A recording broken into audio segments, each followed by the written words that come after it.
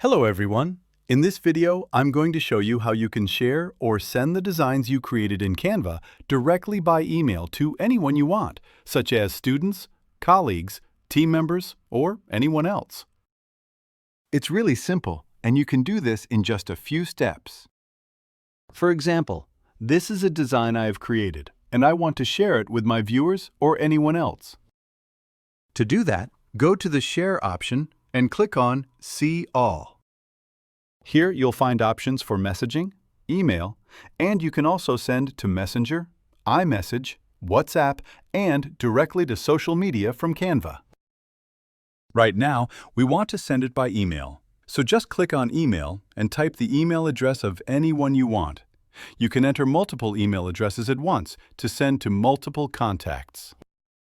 That's all. Just click Send and it will be sent. In this way, you can send your design to anyone you like, and you can do it directly from Canva, without having to open your Gmail or write everything separately.